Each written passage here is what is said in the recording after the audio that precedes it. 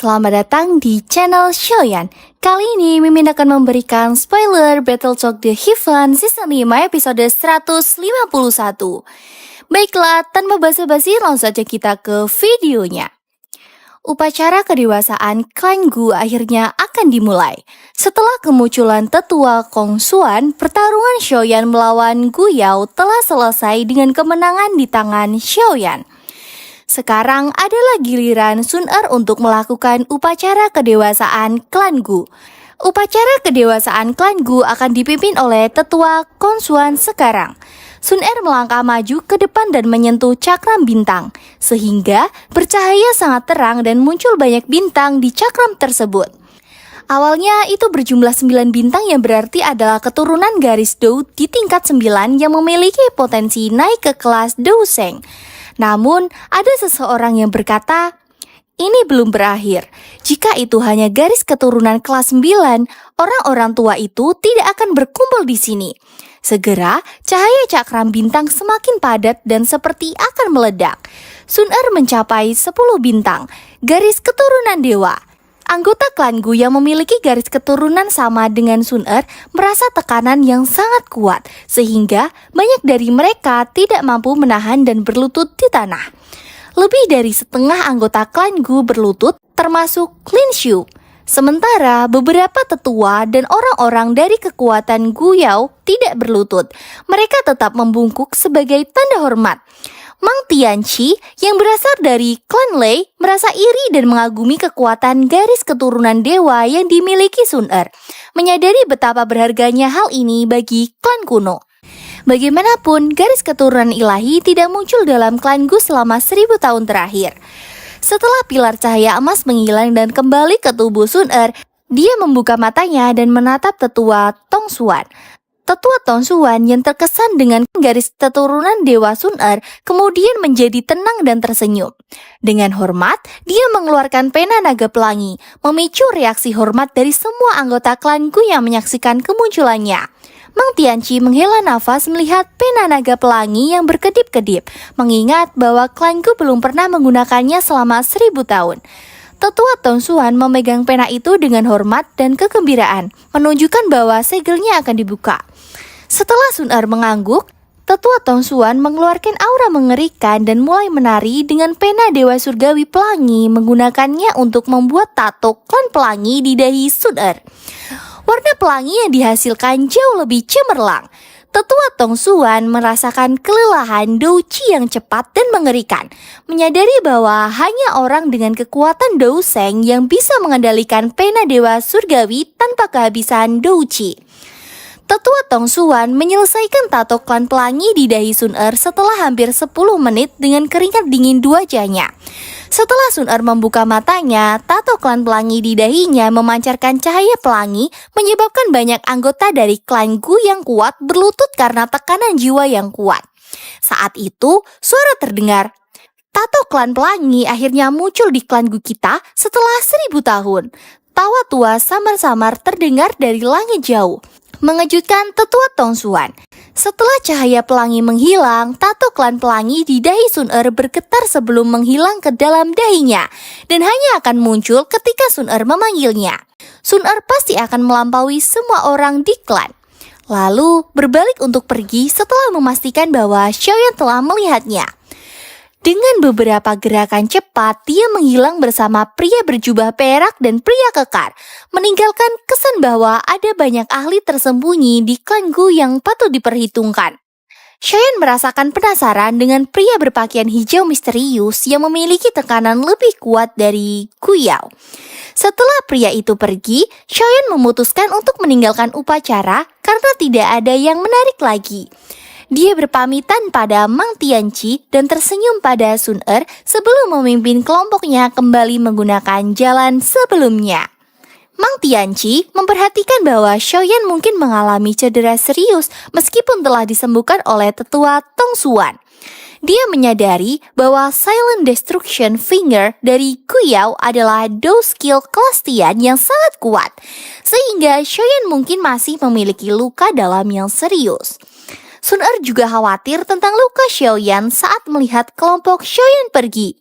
Karena upacaranya selesai, aku akan pergi dulu. Dia tidak ingin terus tinggal di tempat ini. Setelah mengucapkan kata-kata ini kepada tetua Tongsuan, dia mengikuti Xiaoyan dan kelompoknya dengan sekejap. Penantua Tongsuan tanpa daya menggelengkan kepalanya ketika dia melihat Sung Er pergi sesuka hatinya. Dia berkata, "Sepertinya garis keturunan dewa tidak cukup. Klan Xiao masih lebih baik. Mereka tidak perlu melakukan apapun. Namun, mereka bisa mendapatkan menantu perempuan dengan garis keturunan dewa." Hunya yang melihat hal ini pun langsung bergumam. Tidak disangka, klanku telah menghasilkan garis keturunan dewa. Sepertinya, dia akan menjadi musuh besar klan Hunku di masa depan. Dan dia bahkan mungkin mengganggu rencana klan Hunku. Sepertinya, aku perlu mencari kesempatan untuk menghabisi orang ini. Setelah upacara Sun Er selesai, upacara berikutnya semenarik sebelumnya, sehingga tetua Tongsuan memutuskan untuk mundur dan meninggalkan sisanya kepada tetua lainnya. Sementara itu, kelompok Xiaoyan telah kembali ke rumah bambu di hutan pegunungan. Kembali ke tempat yang tenang ini memberikan kesempatan bagi mereka untuk beristirahat dan memulihkan diri. Xiao Yisan memasuki rumah bambu dan melihat Xiaoyan yang sedang beristirahat. Setelah Xiaoyan memberitahu bahwa kondisinya tidak serius dan hanya kelelahan karena menguras tenaga, Xiao Yisan mendengarkan dengan cermat. Xiaoyan menyebutkan bahwa Silent Destruction Force yang ditransmisikan ke tubuhnya telah dihilangkan dengan bantuan Sun Er. Dia juga menyadari bahwa perbedaan level membuatnya lebih sulit untuk maju. Xiaoyan menghela nafas, menyadari bahwa peningkatan kekuatannya masih belum cukup untuk menutup celah besar antara bintang Douzun yang lebih tinggi. Lawan seperti Gu Yao yang memiliki metode Qi dan keterampilan Dou kelas Tian membuatnya sangat sulit untuk menang. Namun, Xiao Yisan tersenyum dan mengangguk, mengatakan bahwa itu wajar karena jika Xiaoyan berada di level yang sama dengan Gu Yao, kemungkinan Gu Yao tidak akan bisa membalas serangannya. Xiaoyan bertanya dengan keberadaan Sun Er, dan Xiao Yisan menjawab bahwa Sun Er telah pergi ke klan Gu karena makam surgawi akan dibuka dalam 2 hari. Makam surgawi? Sebagian dari alasan mengapa dia datang ke alam Gu kali ini adalah untuk pergi ke makam yang ditinggalkan oleh leluhurnya Xiao Xuan. Xiaoyan tanpa sadar memikirkan ini. Hubungan antara dia dan klan Gu tidak di tempat yang baik. Oleh karena itu, dia sedikit khawatir bahwa klan Gu akan ikut campur dan menghentikannya masuk. Di aula klan Gu, tetua Tongsuan memimpin diskusi tentang pembukaan makam surgawi, menjelaskan bahwa ada 16 tempat yang tersedia untuk 8 klan kuno. Tetapi karena klan Ling tidak hadir, klan Gu bisa menggunakan 2 tempat kosong tersebut. Dengan demikian, klan Gu akan memiliki 4 tempat di makam surgawi. Seorang tetua lainnya berkata, namun harus ada 6 orang yang telah diatur oleh klan Gu kita untuk memasuki makam surgawi. Dengan kata lain, kita kekurangan 2 tempat. Gu Xian berkata, bukankah tempat untuk klan Xiao selalu digunakan oleh klan Gu kita? Tetua lainnya berkata dengan ragu-ragu. Namun, klan Xiao memiliki Xiaoyan. Dia telah datang kali ini. Jika memang begitu, tetua Gushan berbicara, klan Xiao telah menurun sedemikian rupa. Itu tidak lagi di peringkat di antara klan kuno. Tidak ada salahnya mengecualikannya. Aku pikir Xiaoyan harus bisa memahami ini. Beberapa tetua tanpa sadar mengangguk ketika mereka mendengar kata-katanya. Namun, tetua Tongsuan mengerutkan kening. Tiba-tiba, pintu aula segera terbuka dengan suara keras. Para penjaga di pintu baru saja akan berteriak dengan marah ketika mereka tiba-tiba berlutut di bawah cahaya pelangi. Saat itulah Sun Er datang dengan marah. Dia berkata, Tetua Gusan, sejak klan Xiao meninggalkan Central Plains, klanku telah menempati tempat mereka. Saat ini, seseorang dari klan Xiao akhirnya datang. Namun, kamu menolak untuk mengembalikan tempat ini. Apa kau tidak berlebihan? Ketika cahaya pelangi memenuhi aula, banyak tetua merasakan tekanan kuat dari gadis keturunan Sun Er, menyebabkan tubuh mereka gemetar tanpa sadar. Mereka tidak bisa menyangkal kekuatan garis keturunan Sun Er yang luar biasa. Tetua Tongsuan berkata, Sun Er, sembunyikan dulu tato klan. Sun-er berjalan ke tengah aula setelah menyerap kembali cahaya pelangi di dahinya. Dia menunjukkan amarah di matanya yang cantik, menyadari bahwa orang-orang di klan Gu tidak akan menerima Xiaoyan dengan baik. Gu Xiang mencoba menegur Sun-er, mengingatkannya untuk memikirkan kepentingan klan Gu saat bertindak. Sun-er menjawab dengan marah, "Tetua Gusan, meskipun aku adalah anggota dari klan Gu, ada beberapa hal yang tidak boleh kamu lupakan. Klan Gu kita telah mendapatkan keuntungan besar dalam hal tempat yang tersedia. Selain itu, tempat untuk klan Xiao selalu diserahkan ke klan Gu kami sejak mereka meninggalkan Central Plains. Dengan kata lain, klan Gu kita telah mendapatkan keuntungan dari bantuan mereka. Sekarang, Xiaoyan telah tiba di sini setelah banyak kesulitan. Tidak hanya kamu tidak berencana untuk mengembalikan tempat itu kepadanya, kamu bahkan berpikir untuk mengecualikannya. Siapapun yang memiliki hati nurani tidak akan melakukan hal seperti itu, kan?" Gu Xian segera membantah. "Sun-er, tempat ini adalah tempat para tetua mendiskusikan berbagai masalah. Kamu menerobos di sini telah melanggar aturan." Sun-er menuntut dengan dingin. "Tetua Gu Xian, apakah kamu lupa tentang otoritas tato klan pelangi?" Gu Xian kaget saat mendengar ini. Menurut aturan klan Gu, setiap anggota klan yang memiliki tato klan pelangi akan mampu melampaui sebagian besar tetua dalam hal posisi. Memasuki ruang pertemuan ini tidak melanggar aturan apapun. Tetua Tong Xuan akhirnya membuka mulutnya dan memerintahkannya, "Baiklah, berhenti berdebat." Aula besar menjadi jauh lebih tenang setelah mendengar suaranya. Tetua Tong Xuan segera berkata, "Memang agak berlebihan untuk mengecualikan Xiaoyan dalam daftar nama makam surgawi ini. Klan Gu kita telah memanfaatkan tempat klan Xiao selama bertahun-tahun. Sekarang saatnya mengembalikan mereka. Apalagi hanya satu Xiaoyan dari klan Xiao yang datang. Bahkan jika kita mengizinkannya memasuki makam surgawi, klan Gu kita masih memiliki 5 tempat. Ini sudah cukup bagus. Setiap orang seharusnya tidak terlalu memikirkannya." Gusan dan beberapa tetua lainnya mengerutkan kening ketika mereka mendengar ini. Namun, mereka hanya bisa menganggukkan kepala. Mereka mengerti bahwa Sun-er memiliki garis keturunan dewa. Lupakan ayahnya menjadi kepala klan saat ini. Hanya garis keturunan ini dan tato pelangi yang menyebabkan mereka tidak bisa menegurnya. Tetua Tong Xuan berbicara, "Karena tidak ada keberatan, kami akan memutuskan untuk melakukannya seperti ini. Makam surgawi akan dibuka dalam 2 hari. Sun-er minta Xiaoyan untuk mempersiapkannya." "Baik tetua, maaf telah mengganggumu." Sun-er sedikit mengangguk. Setelah itu, dia berbalik dan berjalan keluar dari aula besar di depan mata penuh hormat dari penjaga di sekitarnya. Cukup banyak tetua di dalam aula saling memandang setelah melihat Sun-er menghilang. Mereka tidak menyangka Sun-er yang biasanya tidak peduli dengan hal-hal seperti itu untuk bertindak begitu kuat ketika menyangkut sesuatu yang berhubungan dengan Xiaoyan. Gu Xian berbicara tanpa sadar. "Tetua Tong Xuan, masih ada makam Xiao Xuan di dalam makam surgawi. Orang-orang kita telah gagal memasuki tempat itu bahkan sekarang. Tetua Tong Xuan tidak bisa berkata apapun."